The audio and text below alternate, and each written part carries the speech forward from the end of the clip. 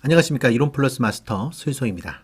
이론 플러스는 두 가지 중요한 가치를 추구합니다. 바로 생식을 통한 통합의학적인 솔루션, 영양케어, 이웃사랑 과학을 추구하고요. 두 번째로 바로 전인 건강 운동을 추구하죠. 전인 건강의 아주 중요한, 매우 중요한 요소 중에 하나가 바로 영적인 건강입니다. 그래서 오늘 이풀 마스터에서는 영적 건강, 건강한 신앙생활을 위한 중요한 이슈를 한번 다뤄보도록 하겠습니다. 런던 대학교 생물학과 교수인 루이스 월퍼트는 인간의 일상과 의식을 지배하는 믿음의 본질, 그 기원을 연구한 책 믿음의 엔진에서 무언가를 믿지 않고는 살아갈 수 없는 인간의 모습을 진화심리학적으로 풀어내기도 했는데요. 그만큼 믿음이라는 것은 내가 종교를 갖고 있던, 갖고 있지 않던 그 유무를 떠나서 진화 생물학자가 보기에도 인간에게 미치는 영향력이 굉장히 크다고 본 것이죠. 제 뒤에도 보이시겠지만 최근 대한민국을 발칵 뒤집어 놓은 넷플릭스 나는 신이다의 충격적인 사이비 피해 사실, 심각한 이단의 실태를 통해서 오늘 건강한 신앙생활은 무엇이고 대한민국은 왜 이렇게 이단과 사이비 문제가 계속해서 반복되는지, 그 해결책은 없는지에 대한 저의 고민을 함께 나눠보기 위해서 오늘 영상을 준비를 했습니다. 사실 이단과 사이비, 이 JMS를 비롯해서 아가동산 그리고 또 만민중앙교회 이야기들이 영상을 통해서 공개되면서 그것에 대한 비판, 충격적인 사실이었다는 것은 넘쳐나지만, 그래서 궁극적으로 어떻게 우리가 더 건강한 신앙생활을 할 수 있을지에 대한 해결책, 솔루션을 찾아보기는 좀 힘들죠. 우리 JMS의 글씨체를 통해서 교회의 교회자, 회자를 통해서 JMS를 구분할 수 있다는 그런 얘기들도 나옵니다만, 글씨와 명칭은 바꾸면 그만이니까요. 그래서 더 본질적인 부분에 대한 이 솔루션이, 해결책이 사실 필요하다고 생각을 합니다. 본론에 앞서서 일각에서는 이 해당되는 프로그램이 지나치게 선정적이고 또 자극적인 영상을 그대로 거르지 않고 내보냈다는 점에서 비판적으로 보기도 합니다. 물론 그런 측면이 없지 않았습니다. 하지만 이는 웬만한 자극에는 내성이 생긴 일반 대중들에게 이 사이비 종교의 위험성을 각인시키는 그 순기능과 또 화제성을 만들어야지만 대중이 주목할 수 있다는 점에서 불가피한 선택이었다고 개인적으로 생각합니다. 실제로 그 해당되는 나는 신이다에서도 나왔던 그 JMS 피해자 모임인 엑소더스의 대표 김도형 교수가 활동해온, 그들의 이 JMS의 실체를 파헤치기 위해서, 또 피해자들의 목소리를 알리기 위해서 노력해온 기간이 무려 30년이 넘었고, 근데 그 30년 동안에 대다수의 사람들은 그들의 비명, 그들의 고함에 전혀 귀를 기울이지 않았던 것도 사실이기 때문입니다. 자, 그러면 본론으로 들어가서 핵심부터 일단 짚죠. 저는 사이비 종교의 폐해가 지속적으로 발생하는 그 원인, 그 요인으로 다음에 세 가지 요인을 꼽고 싶습니다. 첫 번째로 한국 특유의 샤머니즘적인 문화, 그리고 두 번째, 그리고 이 아시아권에 있는 강력한 지도자에 대한 동경, 또 거기에 순응하는 문화, 그리고 세 번째, 일부 한국 교회의 무지성주의를 들고 싶습니다. 사실은 좀 어려운 얘기일 수 있겠습니다만, 우리가 자꾸 사람들이 이 얼토당토 않는, 말도 안 되는 이 사이비 종교에 빠지는 그 원인에 대한 파악이기 때문에 조금은 어려울 수 있는 이야기를 오늘 해보려고 합니다. 첫 번째로 샤머니즘에 대한 이야기를 한번 해보죠. 대한민국은 사실 되게 다양한 종교들이 공존하는 곳입니다. 그러면서도 종교 간의 갈등이 그다지 비교적 부각되지 않는 사회이기도 합니다.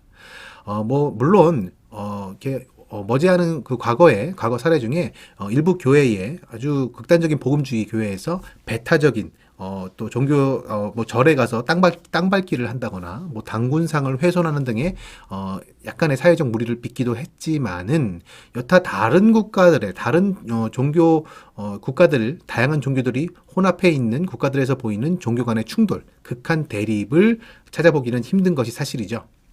그 원인은 다양할 수는 있겠습니다만, 저는 일단 오랫동안 이데올로기의 대립, 이 공산주의와 자본주의의 극한 대립 속에서 살아왔던 한국의 그 근현대사가 한 몫을 했다고 봅니다. 그리고 한국 사회 특유의 나이와 직급에 따른 유교적 서열 문화, 이것이 또 하나의 커다란 사회적 통합의 끈으로 작용한 점도 들 수가 있겠죠. 그리고 이 마지막으로 또 한 가지 모든 종교에 지속적으로 영향을 끼쳐온 이 샤머니즘적인 신앙관이 공통적인 작용을 했다라고 생각을 합니다. 샤머니즘이라는 것은요, 흔히 여러분 너무 잘 아시는 무당, 이 무당이라고 하는 중재자를 통해서 신적인 존재와 소통하거나 또 도움을 받을 수 있다고 믿는 신앙의 행태들을 이르는 말입니다. 여러분 뭐 점을 본다거나 뭐 무당을 찾는 일들이 모두 이러한 신앙관에서 이루어지는 것이죠. 그 역사는 사실 굉장히 오래돼서 무려 고조선까지 거슬러 올라간다는 점에서 가장 오랫동안 한반도에 영향을 끼친 종교라고 봐도 무방할 겁니다. 이러한 샤머니즘적인 관성은 사실은요, 무당 점집에서만 있는 것이 아닙니다. 한국에 유입된 모든 종교들이 그 영향을 받았죠. 불교, 유교, 도교, 기독교를 막론하고 한국에서의 그 해당되는 종교의 토착화 과정은 일정 부분 무속화의 과정이라고도 볼 수가 있습니다.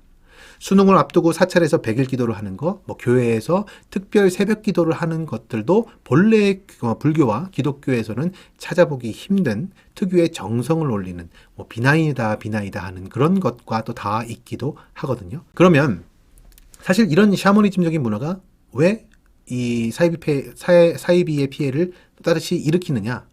이단 사이비 교주의 영향력도 이런 무속적인 신앙 관점에서 사실은 작용하는 부분이 있습니다. 자고로 이 한국인들은 대부분 그의 종교가 무엇이든 혹은 종교가 아예 없을지라도 신적인 존재, 또 중재하는 무당, 중재하는 성직자, 영매의 존재를 긍정하거나 아예 무시하지는 못하는 심리적인 기저가 있다는 것이죠. 무언가 신비한 체험, 초자연적인 현상을 기대하는 그 기대감, 상식을 뛰어넘는 존재에 대한 믿음은 모든 종교가 갖고 있는 사실 공통적인 요소이기는 하지만 한국 사회에서는 특히나 더 정말 무수히 깔려있는 무당집 깃발만큼이나 흔히 각자의 종교 안에서도 영적인 존재, 영적 권위를 가진 사람, 특별한 신기를 가진 사람을 긍정하는 문화를 내재하도록 만들었다는 것이죠. 제가 무슨 이야기를 하는지 이해가 되시나요?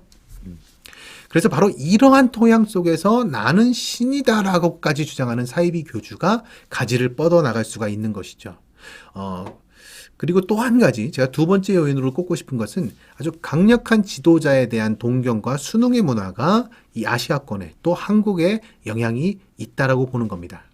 북한이 3대에 걸쳐서 정말 말도 안 되는 제왕적인 통치 체제를 계속해서 이어나갈 수 있다는 것. 이건 비단 북한 지도부의 통치술만의 결과물이 아닐 것입니다. 민주주의 국가인 우리나라조차에서도 대를 이어서 지배하는 구조가 있죠. 뭐죠? 네, 바로 재벌 자본주의 사회라고까지 일컬어지는 혹자는 삼성공화국이라는 말이 있을 만큼 뭔가 고착화된 권력에 대한 지지와 순응.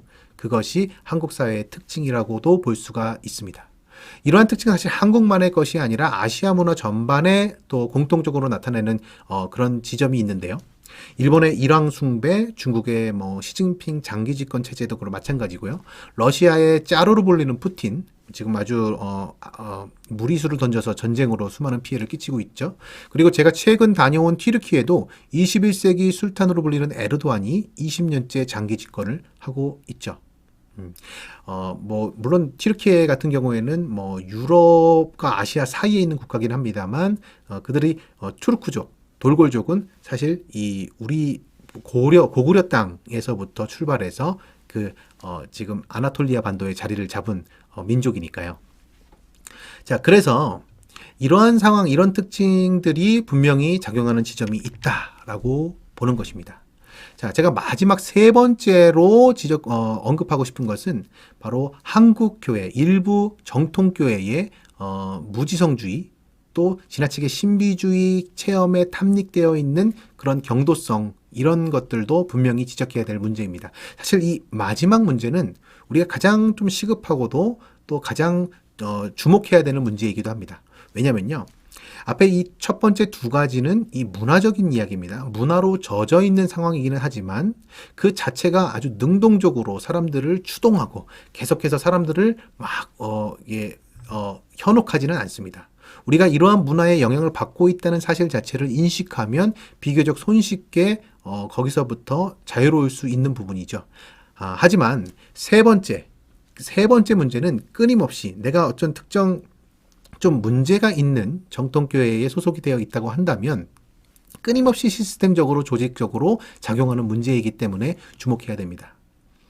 사실 종교개혁 이후로 개신교는 교황에게 부여된 이 권위와 교회만이 독점했던 성경 번역, 해석의 권리를 성도 모두에게 부여하고 절대자 앞에선 단독자로서 내가 주체적으로 신앙생활을 할 수 있도록 만든 것이 종교개혁이었습니다. 그런데 말이죠. 그런데 이런 종교개혁의 문화, 이런 역사에도 불구하고 일부 한국교회, 특히 카리스마 있는 목회를 하는 일부 대형교회 목사님들은 각각의 목사님들이 하나의 작은 교황이라고 일컬어도 부족하지 않을 만큼 독점적인 지위와 권력을 갖고 있는 것도 사실이죠. 목사님의 말씀에만 절대적으로 의지하는 신앙생활의 양태들, 하나님의 말씀의 대언자이자 때로는 신비한 체험의 집행자로 보이는 모습들이 기성교회 및 정통으로 분류되는 교회에서도 없지 않다, 적지 않았다는 것은 부정할 수 없을 것입니다. 이러한 교회의 문화와 신앙생활의 행태들이 사실은 신앙생활을 정말 하나님 앞에선 단독자이자 신앙의 주체자로 성도들을 성장시키지 못하고 철저히 성직자에게만, 목사님에게만 의지하고 생각하는 힘조차 잃어버린 순한 양만을 양산하고 있다는 것이죠. 그리고 이러한 무능한 신자는 그럴듯한 이단 사이비의 꼬임, 혹은 더 뭔가 권능이 있고 능력이 있을 것 같은 사이비 교주의 꼬임에 저항할 수 있는 면역력이 없게 되는 것입니다. 현혹되는 것이죠. 제가 마지막 이제 마무리를 하겠습니다. 그래서 해결책은 무엇이냐? 네. 저는 이런 일부 교회의 행태들은 시스템적으로도 그렇고 개혁이 있어야겠습니다만, 이거는 사실은 저나 우리 개인이 할 수 있는, 개인이 일으킬 수 있는 성질의 것은 아니기 때문에 여기에 대해서는 이야기하지 않겠습니다. 지금 우리에게 필요한 것은 개개인들이 어떻게 분별할 것이냐, 그게 중요한 것이죠. 저는 우리 개인들 스스로가 사이비 종교에 빠지지 않는 내성과 면역력을 갖추기 위한 그 부분이 가장 중요하다고 생각하는데요. 이 부분을 위해서 가장 강조하고 싶은 것이 바로 상식에 기반한 신앙입니다. 상식에 기반한 신앙. 여러분은 혹자는 제 이런 말에, 이런 해결책에 하나님의 역사는 인간의 상식의 영역을 초월하는 것이 아니냐라고 반문하실 수 있습니다. 네, 맞습니다. 네, 그런 부분이 분명히 있죠. 근데 그렇다면 되물어 보겠습니다. 여러분은 지금까지 신앙생활을 하시면서 혹은 인생을 살아오시면서 성경에 기술된 초자연적이거나 자연법칙을 초월한 정말 놀라운 신비한 현상을 얼마나 경험을 하셨습니까? 그런 경우가 많이 있습니까? 아마 대부분은 그렇지 않을 겁니다. 다마스쿠스에서, 성경에서는 담의 세계라고 하죠. 담의 세계에서 강권적인 어떤 불가항력적인 상황에서 눈이 멀면서 예수님의 음성을 들었다라고 하는 이 바울의 체험, 바울의 기적적인 체험은 바울이 갈구한 체험이 아닙니다. 내가 기적을 오늘 체험해 보겠노라. 오늘 집회에서는 반드시 성령 체험을 하겠노라. 오늘은 뿌리를 한번 제대로 뽑겠노라 라고 하는 행태들은 사실 어쩌면 하나님을 시험하는 행태일 수 있습니다. 진짜 이적과 기적, 이것은 나의 의지와 상관없이 불가항력적으로 찾아오는 것이죠. 그리고 또 한 가지 있습니다. 여러분들의 종교, 여러분들의 그 종교가 어떤 것이든 간에 아주 특별한 육감이 발달한 사람, 그리고 기질적으로 갖고 있는 사람, 기질적으로 좀 아주 센시티브하고 좀 사람들을 잘 예측하는 사람, 실제 여러분의 과거와 미래를 맞추는 사람들 없을까요? 있을까요? 네, 있습니다. 분명히 있습니다. 무당에게 빠지는 사람들, 무당에게 전 재산을 바치시는 분들이 괜히 있을까요? 사이비 교주들에게 혹하는 부분도 마찬가지입니다. 전혀 없는 것이 아닙니다. 뭔가 신비한 능력이 있고 무언가 내 속을 다 꿰뚫어 보는 듯한 그런 착각을 불러일으키는 능력이 특정인들에게 분명히 있기 때문에 이렇게 현혹되는 부분들이 발생을 하는 것이죠.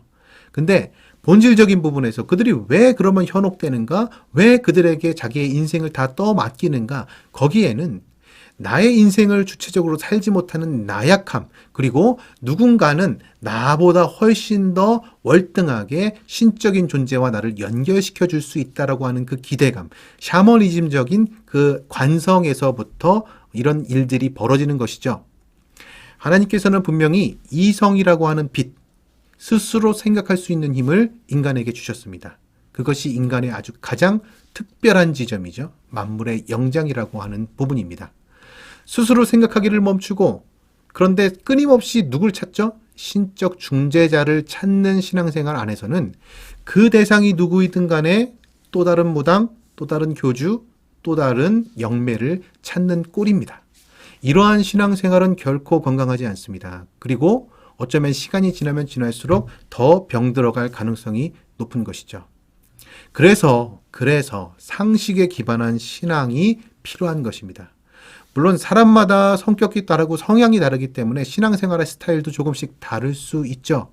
하지만 이렇게 유혹이 많고 유사한 사이비들이 판을 치는 현재에서는 내가 기적을 체험해보겠다고 과감히 물에 뛰어들었다가 물에 꼬르륵 잠겨서 죽을 뻔했던 이 베드로의 선택보다는 손에 못자국을 확인하고 나서야 믿은 도마의 믿음이 좀 더 적합해 보입니다.